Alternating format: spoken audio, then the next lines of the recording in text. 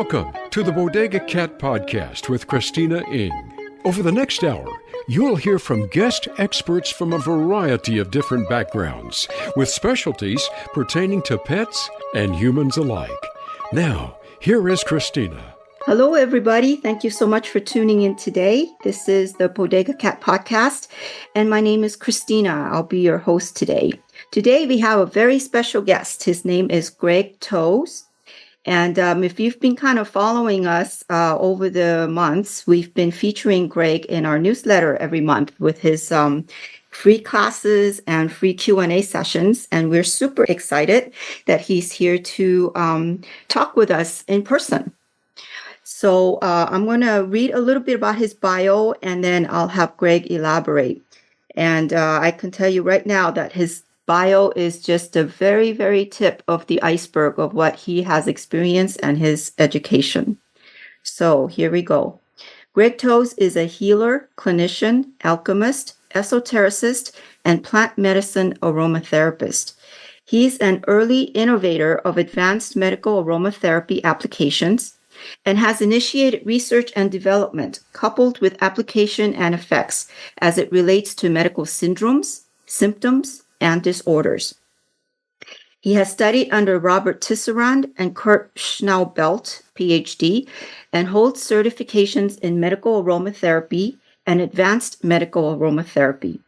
He also holds cranial manipulation certification through St. John's Neuromuscular Therapy Institute and is a certified massage therapist specializing in clinical medical shiatsu. In addition, his education includes apprenticeship with Imaho, a Native American medicine man trained in traditional healing through the fire dance. Discipleship with Master Cho Kwok Sui, founder of Pranic Healing in Manila, Philippines. Pranic Healing Training, U.S. Pranic Healing in Chino, California. Courses include Pranic Healing Levels 1 to 5, Higher Clairvoyance, Sexual Alchemy, Kriya Shakti, Pranic Feng Shui, Achieving Oneness with the Higher Soul, Spiritual Essence of Man, Kabbalistic Meditation on the Lord's Prayer, one of my favorite meditations, by the way, Super Brain Yoga, Inner Teachings of Hinduism, Inner Teachings of Buddhism, Certified Spiritual Business Management. He has also done fellowship with Indigenous of Hawaii, trained in the Awa ceremony, residency with medicine man Kanopachawakan, Lakota tribe. Sorry if I butchered that pronunciation. Pine Ridge Reservation, South Dakota, trained in ceremonial healing through the use of sweat lodges, pipe ceremony, sun dance, and healing through plants. And internship with Master Paul Rodriguez and Master Miyako Rodriguez. He has over 100,000 clinical hours under his belt and extensive research and development experience in which he charted out physiological and psychological effects of brainwaves, determined different triggers and precursors to autoimmune diseases, developed multifaceted approach to post-traumatic stress disorder, developed treatments for depleted adrenals, overactivity in adrenals, and hyper-reactive adrenals conditions, and explored energy medicine and medical aromatherapy on treatment of various chemical addictions, and much, much more. He's the founder and owner of Plant Prana Oils, that is education-focused aromatherapy based on the integration of physical, psychological, and esoteric principles. Greg also recently co-authored a book called Human Design and Essential Oils, where you can find it on Amazon. Well, first of all, thank you, Greg, for being here. I know you're very, very busy, and I'm super appreciative for you to take the time out to do this podcast. And I also wanted to say your classes changed my life. I don't say that. Oh, you're so very sweet. I don't say that lightly. I think you have such a beautiful way of integrating not only the physiological healing, but also the emotional and psychological and spiritual and esoteric healing. And I know I can speak for myself and probably other students in class. We really love it when you go off on a tangent and geek out on the esoteric part. Yeah. So thank you so much for being here today. Well, thank you for having me. Yes, thank you. So I wanted to kind of start from the beginning, as in terms of your spirit, your healing journey, because I know everybody has their own healing journey and the beginnings of it. So essential oils and plant therapy isn't something that, how should I say, it's not a very popular career, if you will, right? No. For someone, even for women, even though women are more in tune to the plant and trees and nature, but for a man in a very male-oriented society, how was it for you? How did you get started? Did you know that you always wanted to do this? And what are some of your challenges in this career? I don't know that I thought about it when I was young. I had a fascination with essential oils, but like when I was young, real essential oils weren't really around. It was all fragrances and, synthetic oils. Like they really didn't hit the U.S. market and started being a thing until like the late 80s, early 90s. And so, for me, I had a fascination with them when I was very young. But holistic, like healing and, those avenues, I really didn't grow up like thinking about it until I started having some physical difficulties. When I was young, I had difficulties with my knees and had to have multiple surgeries in knees, and I broke my back all about the same time, and then had substantial nerve damage to my right forearm due to an accident. And so with everything that I was going through, traditional medicine was helping a little bit, but it wasn't really bringing me quality of life, you could say. And so I started trying all these weird things that, I would hear about. And so, essential oils, herbs, acupuncture back then were pretty fringe, but I mean, I was even doing more fringe things than that. And some things worked out and some things didn't. And, as time went by, I was in my early 20s and I just decided to start trying to make a living at it. And so, I started getting more and more training and more seeking out more teachers and being mentored. And, back then there wasn't a lot of guidance like there is now. And so a lot of times figuring things out was just trial and error. Like you would go through and try something, figure it out, document it, and then try to duplicate it. And so at first I would treat myself, and then I'd start treating other people that might have similar issues. And it just kept getting bigger and bigger and started branching out more and more. And that's kind of how I ended up in doing research. It was probably more research and development than anything. I would interact with different modalities and help them develop a particular approach or a particular protocol to treat different conditions. And, one thing just led to another. And then after so many years, I had done so many different things like that where getting into different situations, instead of doing it through book study, I would just involve myself in treating that particular population and then learn from the population. Like if I was dealing with cancer patients, I would sit and ask them lots of questions and, document a lot of the issues that they would be going through, and then try to come up with protocols. And there was a lot of back and forth with the patients. And over a period of time, you would see patterns.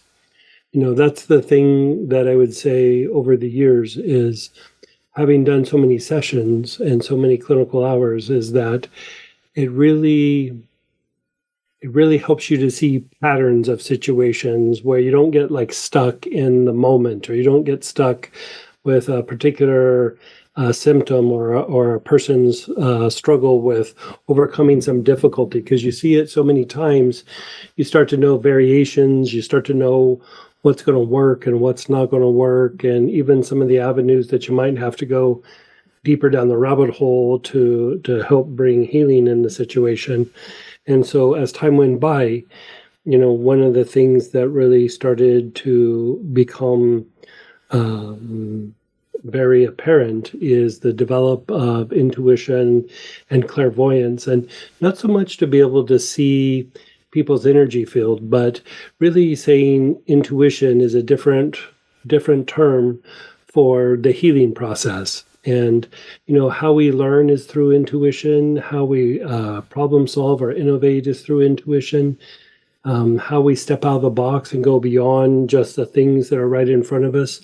All these are tied to intuition. And the more that I started embracing this intuitive aspect, the more that I started getting into research and development and treating different conditions and different problems and different populations, say abuse victims or people with whiplash from car accidents or falls, people with head injuries. There's a wide range of things that we treated over the years, and I'd usually partner with people in the medical field. So I wanted that validation of, them meeting with, a doctor, a physical therapist, osteopath, or maybe a psychologist or psychiatrist, so that we could document what's happening and then ensure that we're making progress and not just making something up in our heads.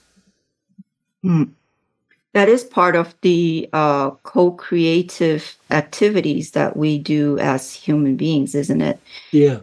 To kind of take the intuitive side and to kind of balance that with the intellectual side, as you would say. Right? Yeah, I would agree. Yeah. That's beautiful. Yeah. Do you find that there's a big discrepancy between learning from books and the practical application of it? Well, I'd say learning from books is very intellectual. It's nice to have, facts and documentation, but the slippery slope there is that you start doing things based on speculation rather than experience. And then the flip side, when you're doing things, when I'd say you're applying yourself and trying to resolve some issue and not really looking at books and things like that, you're just trying to resolve it based on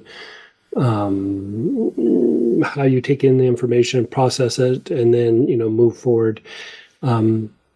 That's very good for problem solving, but sometimes when you go back and you do the book study, it helps take the intuition to a much deeper level. So they really go hand in hand. Like for a while, it was either or for me. And, I started off with books and then ended up doing more intuition and then came back around and kind of had a marriage of the two. And I find that to be a very powerful combination. Back when I was partnering with people, I let the medical professionals be the intellectual side. They had such a greater level of knowledge of anatomy, physiology, psychological mechanics. And so I would lean on them, but I would do the things that I would do with plants or physical manipulation or working with energy or even ceremonial healing. And I found it more potent to have a marriage of the two rather than it being an either or. I like the way that you, in your classes, you kind of ascribe it to how you kind of use Buddhism and Hinduism and the concept of yin and yang, the form and essence. I think that makes a lot of sense to me in terms of how the universe works. And I think it's a beautiful kind of, like you said, it's a dance, right? Yeah, it's a dance. It's always a dance between essence and form. The essence is what animates the form, and the form is the vessel for the essence. Yeah. This is something that the Western concept hasn't quite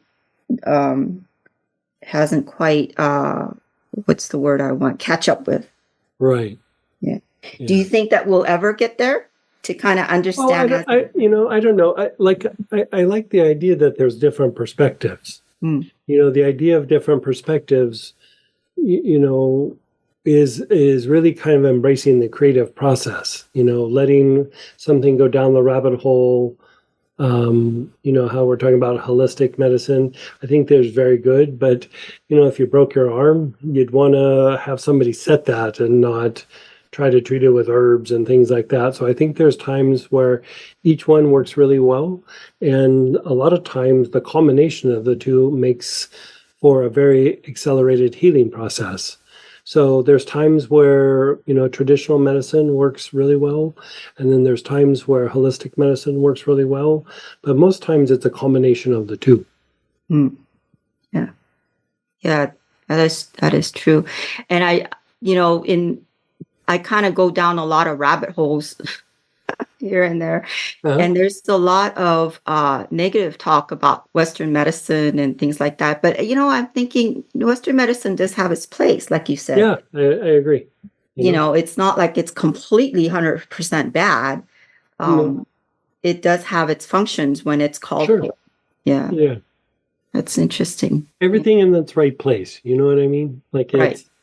There's a time and a place for everything. And, one of the things that I suggest with some of the people that I work with, one-on-one is even if they want to do a holistic approach to trying to address some situation, there's times where I still suggest they go to the doctor, get the test, get the blood work, get an x-ray, whatever it might be. And then we establish a baseline, and then we go through and do treatment. And then in 3 months, 6 months, a year, we could have them go back and do a follow-up so that we can measure and make sure we're producing results. So even if it's just leaning on the ability to test things, I like the interaction between the traditional medical community and the holistic medical community. I think anytime we become too extreme on one direction or the other, too polarized, it starts to turn into a little bit of a slippery slope. And so I like the dance between the two. Mm-hmm. That's beautiful. So let's talk a little bit about your transition into the energy world, because that is kind of very integrated also into what you do. So tell us a little bit about your journey in terms of how you met Master Choa and, some of the stories you tell about him. I've never met him in person when he was in the body, but I don't know if it's because we're both Chinese. Some of the stories that you say, I can kind of visualize some of his gestures and and behaviors, and I can just see. I just laugh out loud sometimes. Just some of the stories that you were talking about. So, yeah. So, like a lot of times with something like that, I'd been doing holistic practices, holistic medicine for about 10 or 11 years before I met him, and whenever people tell stories about coming into like that aspect of energy healing, they always had nice, beautiful stories. I really didn't have a beautiful story. Like I had friends who kept insisting that I go do some training with this guy, and I was like, I really don't want to. But I'd already been significantly trained in a lot of different modalities and had already been doing research and development. And so I wasn't really looking for anything new. So you could say I kind of went kicking and screaming. Like I didn't really want to do it. And the first time I went and did one of the classes, I didn't even have the intention of staying all day. I was going to go learn the lingo and go back to these friends of mine who kept insisting that I do the class and, tell them some of the lingo and go, see, I was there, so leave me alone now.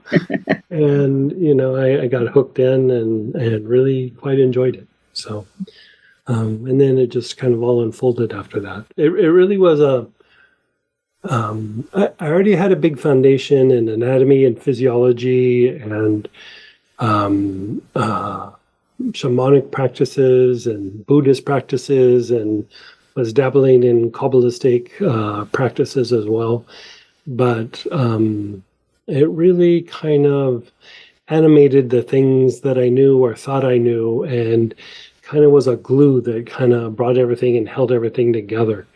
And so, it was really a springboard into other realms, even beyond doing things with pranic healing and energy medicine. And, I use it, but I use so many other things as well. And it's almost like having a decoder ring that it helps me to figure things out sometimes very quickly, rather than having to go through the speculation process that we were talking about with the intellect. And so, I feel very fortunate to have known him and the gifts and the empowerments that he bestowed on me. I'm deeply grateful.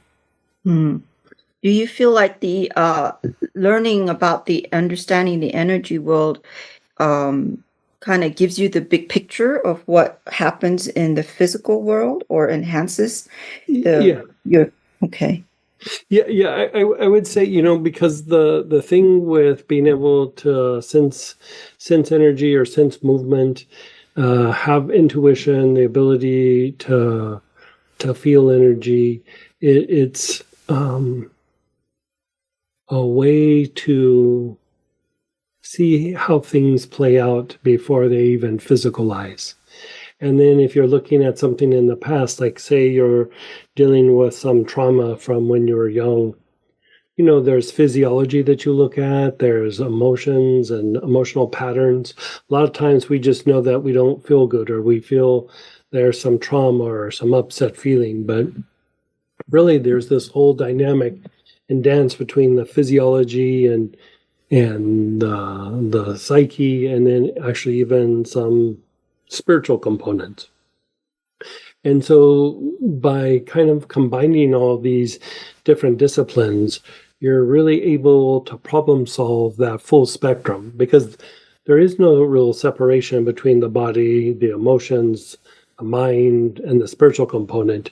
That separation's more in our mind than in reality. It's just different parts of a spectrum. And so even when you look at something that is a physical issue, there is an emotional response, there's a mental response, and there is the potential for some sort of spiritual growth in just about anything. Like if you take trauma, for example, somebody who's gone through a significant trauma, sometimes it kind of can really spin a person out or break a person. But if they go through and they address it and they go through and do healing with it, that person usually is much stronger than the average person, because they've gone through that difficulty. And it doesn't mean that we have to go through difficulty like that to become strong, but that journey, can be bad or good depending on how we look at it. So a lot of times the things that make us good and make us like thrive in the world doesn't come out of necessarily good experiences, but how we deal with the negative experiences and the way that we unwind them, and then help ourselves to grow and to deal with these issues. And so, it's all a matter of perspective sometimes. Yeah, I agree. Wow. I think you have taken healing on a much deeper level and kind of cranked it up 5 notches. So let's talk about the essential oils that you make. Sure. I know you make a lot of blends, and they're beautiful blends. How did you, I know you started with essential oils and plants, but how did you end up with blending and all that? And then you talked about some of I know you like old ancient stuff. So you talk about in your classes, like reading old books about old formulas. So tell us a little bit about that. Yeah, so like working with plants, essential oils. In the old days, it started off with herbs and incenses, and then there wasn't great access for true essential oils. And even now, a lot of the stuff on the market, I think we were sharing earlier, when I was talking to you one-on-one, that for somebody to say like something's pure on the American market doesn't mean that it's pure. It just, it's a thing on a label. And a lot of times somebody might only have 5% or 10% genuine material in that, and they call it pure. And so, essential oils are not under the FDA, they're under the cosmetic industry as far as regulations. And so there's not really a lot of standardization in essential oils. So you really have to go by company and how well the person, the practitioner, how well they know oils, and even if they think they're getting genuine oil, sometimes they aren't. And so, it depends on sourcing and all these kinds of issues. And so, in the early days, I would work with herbs and incenses. And then as time went by, amongst everything, but as far as the plants are concerned. And then as time went by, we started utilizing more essential oils as they became more available. And that really was a game changer, because you could do energy healing or physical manipulation or some sort of healing ceremony, and then you could follow it up with using essential oils or plants, or you could use essential oils and plants in that same process. And so it really started to become a game changer. And the thing that's really amazing about essential oils is that we're wired to use essential oils for healing, because like when you inhale something through your nose, your nervous system is already predisposed to make shifts in the mind and your physiology just based on the information that comes in through the scent. And then as you continue to inhale the essential oils, you're getting some of the particles of the oils that is coming in. It's hitting your respiratory tract, the lung tissue, and as blood passes through your lungs and your respiratory tract, those molecules then start to become infused into the bloodstream. So it's a really great way to get in not just the energy of the plant, but also the chemistry of the plant to start beginning to affect the physiology. And I would say the power of scent is also a great way to shift emotions and to shift the mind and the way the mind thinks. We're prone, especially from the point of view of intellect, to get hooked into these loops of repetitive thinking. Sometimes it's just a repetitive thought, but it also can be opinions or concepts, ideas, however you'd like to say it. But we get stuck into these repetitive thoughts. And sometimes that is holding us back from deeper levels of healing, not just in the psyche, but in the physical body. And so utilizing essential oils is a way to break out of these repetitive loops in the mind and to break emotional patterns, as well as breaking the patterns that happen in the body. The patterns in the body are referred to as homeostasis. So your body is always adjusting and adapting to maintain a sense of balance. And so, for example, if you elevate your left shoulder, say you get an injury or you sleep wrong or something and your left shoulder goes up 3 or 4 inches.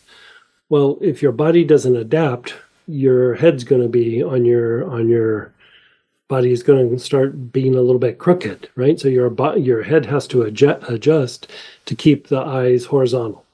Right? Your body's homeostasis mechanisms is always trying to keep your eyes horizontal, because that's how it maintains balance, and that's how you're able to thrive in the environment and not hurt yourself. And so that that elevated shoulder stays elevated for a month, and then you go, you know what? I'm tired of this. I'm gonna get a massage. I'm gonna get some chiropractic adjustment. I'm gonna put some oils on. I'm gonna do all these things, and relax this shoulder and make my shoulders even again. Well, your body's already adjusted. It's already adapted. And homeostasis doesn't necessarily judge that elevated shoulder is good or bad. It just goes, this is the new us. I can balance this. So then you try to make a shift or a change to heal or relax that shoulder, and your body actually fights against it a little bit. You have to re-educate the nerves and the neurological processes so that the body will integrate this shift to healing. And so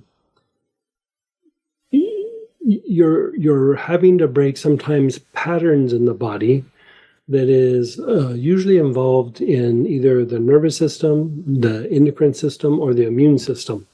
And when you address these aspects, healing can be very accelerated. In the nervous system, there's a thing called the writing reflex. And it just means that whenever a nerve starts to fire down like a different pathway than what is normal, every time it fires down that pathway, it becomes easier and easier for that nerve to fire down that pathway. So over a period of time, that elevated shoulder, that twisted hip, whatever that might be, becomes the new norm for the body. And those nerves fire down that pathway very, very easily. And you have to re-educate or regenerate those nerves to go back to more of its original way that it functions. And so just trying to, put the shoulder back in place or massage the shoulder or put something on to reduce tension, it's all good, but sometimes you have to go a little bit deeper and break that physiological pattern to achieve a deeper level of healing. So if you look at things like viruses and cancers are something that replicates itself. Like it's a repeating pattern that keeps replicating. And so after a while, even when you try to treat it, the body will actually kind of push back against it a little bit. So just trying to use an antiviral, for example, might not actually produce the complete result. Like sometimes you have to look at some of the things going on in the physiology to go through and break that pattern and then help the body fight off the cancer or fight off the virus.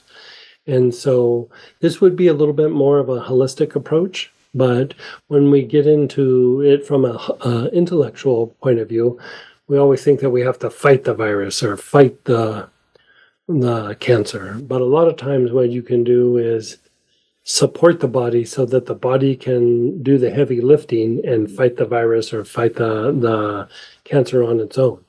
And it doesn't mean that you don't do other treatments for some of those things, because cancer can be very serious.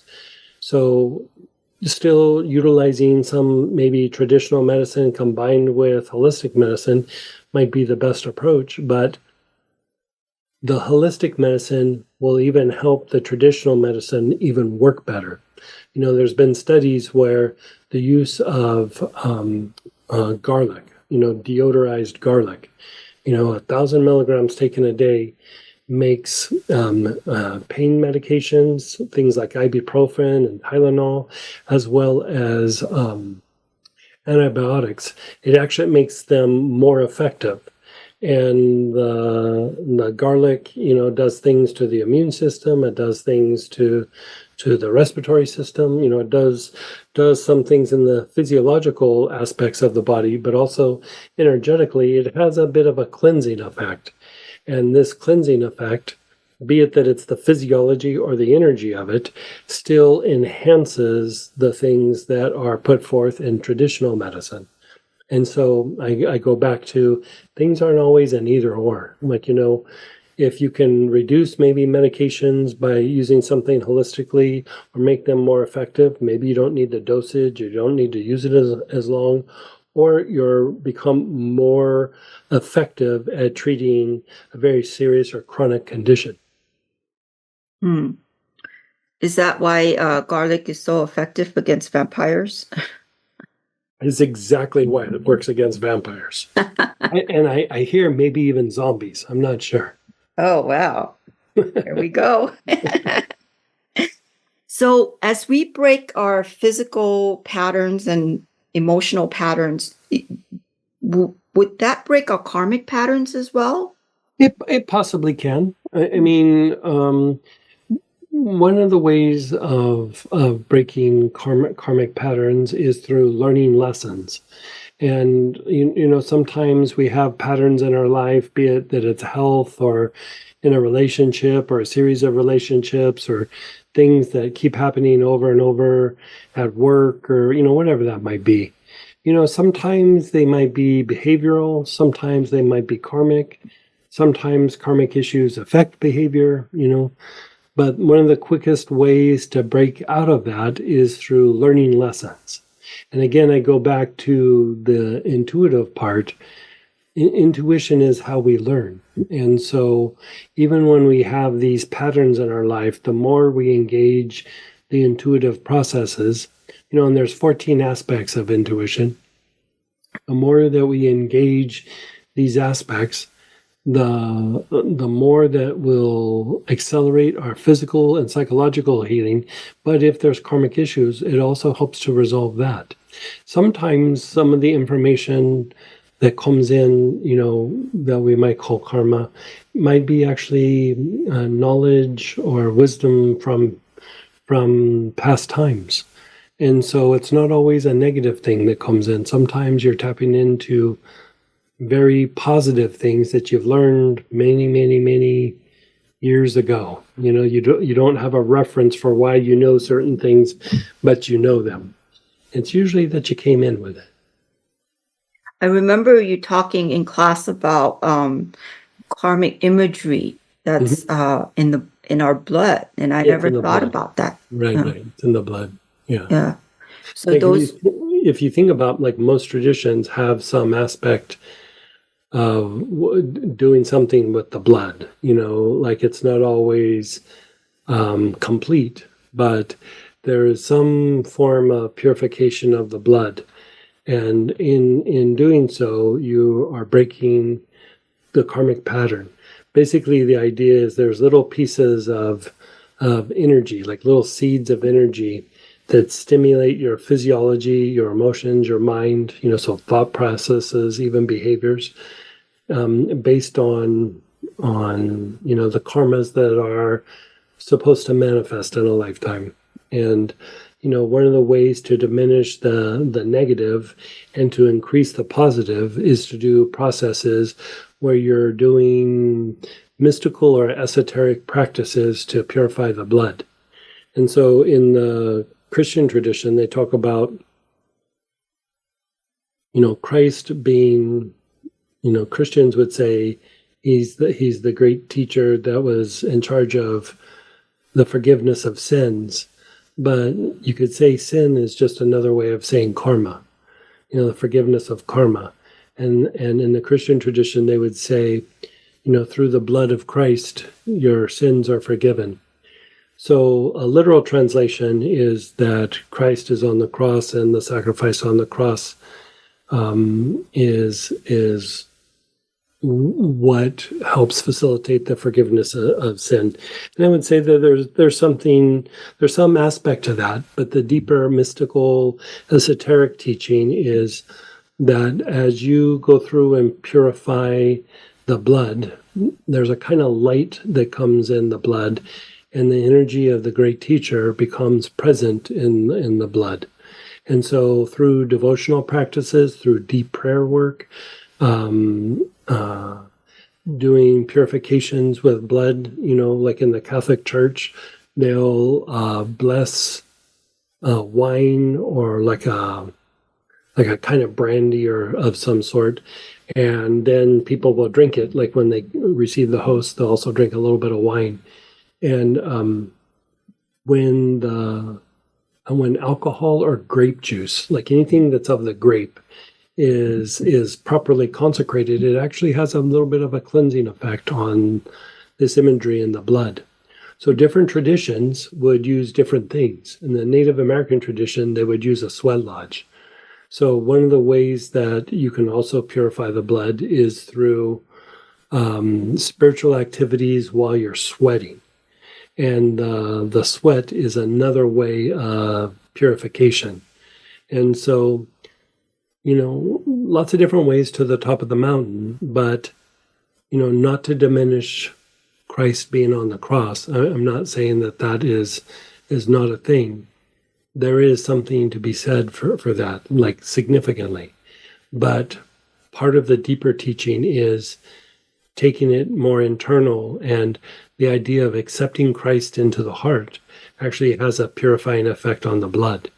And so both can be true, like a little bit more of a religious outcome or perception, and then the spiritual perception. And so, again, just like how holistic medicine and traditional medicine, with the marriage of the two, becomes more potent, I would say the same for a religious outlook and a spiritual outlook. When you combine the two, they become more potent, like they feed each other and they augment each other. And so, lots of different ways of looking at things. It's like looking through a microscope and then glasses and then binoculars and then a telescope. You could all be looking at the same thing, but you're going to have very different perspectives because of the lens that you're using. And so, again, going back to intuition, you have a greater ability to shift between these different kinds of lenses. I really like the idea that esoteric studies help me appreciate the religious aspect. It's almost Right.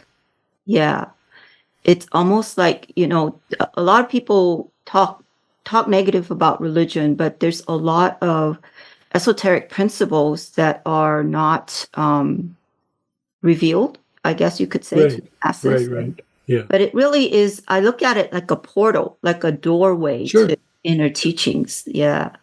Yeah. Yeah. Wow. I mean, I would say, going back to like, how did I get on the path?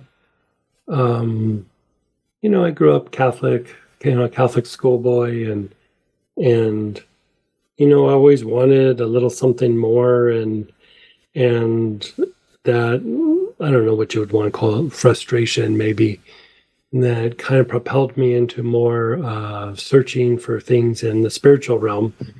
Once I started having spiritual experiences and started learning deeper esoteric and mystical things, I really began to appreciate my Catholic upbringing. I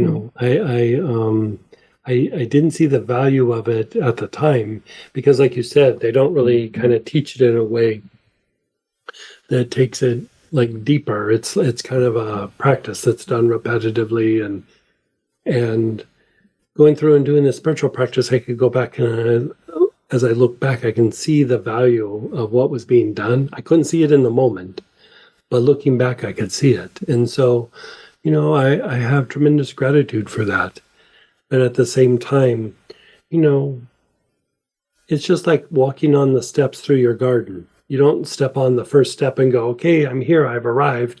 You want to get to that other part of the garden. So you got to walk on all those different steps to get there. And I think, starting off with maybe a particular religious practice and then kind of delving into some other things, those steps are part of our evolutionary process. And as we go through and we are curious about, a particular practice and then another practice, and then we start meditating and, we start chanting, or we start, doing whatever we do, doing service is another way of doing it. Just helping those in need.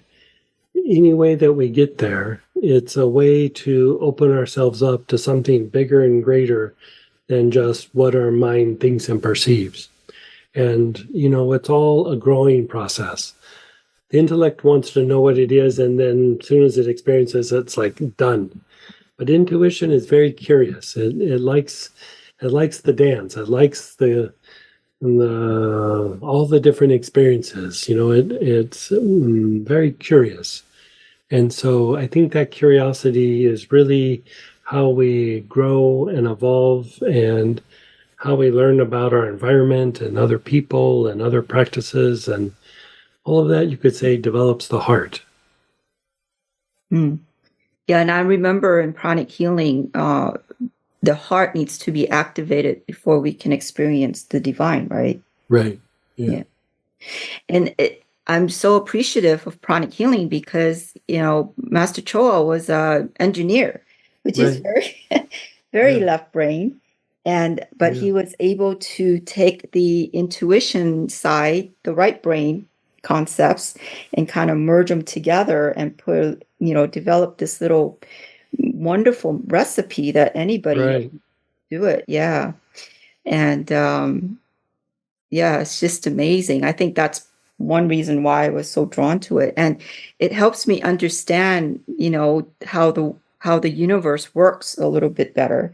And Yeah. really that's our superpower, isn't it? Right? That our Yeah. intuition. Yeah. Yeah. Like the X-Men. We're like Right. the X-Men with superpowers. We just need more people to tap into it. Wow, this world would be a different world, wouldn't it, Yeah. if we have Yeah. a Sure. lot more people tapping into it. Yeah. Yeah. Yeah. So, I know you have a lot of classes and services and things like that. You want to kind of introduce my audience a little bit about some of the classes that you teach and your oils that you have, and just kind of Sure. do the introduction for them? Sure. So we have a wide range of things that we teach. We teach things that are about clinical situations, clinical applications, just normal everyday health.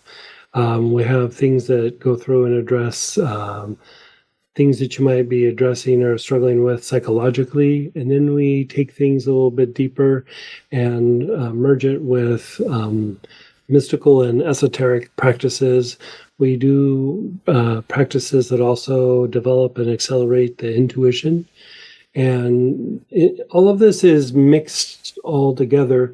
But a lot of times when we're talking about things that are clinical, I keep it about the clinical things, not to make it too confusing, but it's still in there, if you know what I mean. Mm-hmm. And then when we do things that are for psychological healing, I still tie in some physiology, and I still tie in some, mystical principles, but we try to stay focused there. But we explore areas like energy medicine using essential oils, and go through and learn the anatomy and the mechanics of how to produce results through energetic approaches.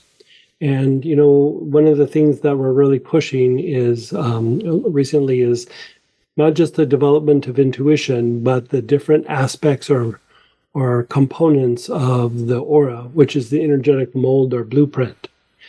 So we look at it from the point of view of structure, then we look at it from the point of view of function, and then we look at it from the point of view of dynamics, which is the animating factor. Then we have gone really deep into what we call the auric programs. And if your energy body, your aura, is the energetic mold or blueprint that the physical body, follows that mold or blueprint, you have certain programs that are running, for different systems that might be the source or the cause of the difficulty or the poor health. And, you treat something and it gets a little better and then it slides backwards. And some of this is due to conditioning. The conditioning that happens over a period of time, our good experiences, our bad experiences, our exposures to excessive amounts of sun or chemicals or, bad foods, whatever it might be. All of this starts to make up what we would call the auric program. And it is, it's almost like a computer program that's always running in the background, whether you're aware of it or not. And so we have a systematic way to go through and break down this auric program so that we can basically reset it or reboot it. And then we do the same thing with the aura, but tied to the more intuitive processes, which is like how we would interact with the environment, how our behaviors, a lot of the things that we manifest, a lot of times people say it's our thoughts or our words or our emotion. A lot of times people say it's thoughts, which is true, but the bigger thing that manifests the things in our lives, good or bad, is behavior. And you could say behavior is concentrated thought, concentrated repetitive thought, like thought that's been formed into patterns. And so there's ways of like evolving out of that without having to go through and relive bad experiences or wrestle with some negative aspect of yourself. You just slowly evolve your way out of it. It's very blissful, actually, to go through and unwind these aspects. And so a lot of this is based on Jungian psychology. And, the thing that's very beautiful about Jung is he was very interested in alchemy and very interested in mysticism. And so these aspects kind of come together in a very gentle way to go through and treat that behavior and psychological components that so many of us struggle with. And, we always want something new, something better, to let go of something, but it's really hard to do it in the intellect. The standing joke is you can let go of it with intellect, but it'll leave claw marks all over it because, it's clutching to that pattern so intensely. But intuition, something like sadness or grief, not only does it not bother you if you're deep in intuition, it's just not there. It just kind of fades away. And in fact, I just heard a very interesting story where this gentleman had cancer, had prostate cancer, and got into an accident and almost died. Was bedridden for several weeks and, had to have a surgery to put bones back together and things like this. But he had to have really intense bed rest. And when he got up and got going, the doctors were really amazed at how well that he recovered from this injury. Then he went to his doctor for the cancer, and that deep bed rest, the cancer was gone. It wasn't there. And the closest that we get to very deep intuition or intuitive healing is usually in the sleep process, going really super deep in sleep, when we're dreaming or even beyond dreaming, is when really deep healing can happen. And it's one of the best cases that I've ever heard of where, we used to see this with PTSD, where they could go to bed, have really deep sleep, and wake up and not have PTSD anymore. But here, this person, had a couple of months of really deep rest, and when he was done, he didn't have cancer anymore. And, that's a one-time thing, but it's very curious that if you're treating something like cancer, maybe, resting and sleep is more of an issue than we've really given it credit for. And so we explore all these different aspects when we do the different classes. And, we always have different topics, and we do very esoteric things, very practical things. We're kind of a little bit all over the place, but not, if you know what I mean. Mm-hmm. And so, the website's plantpranaoils.com.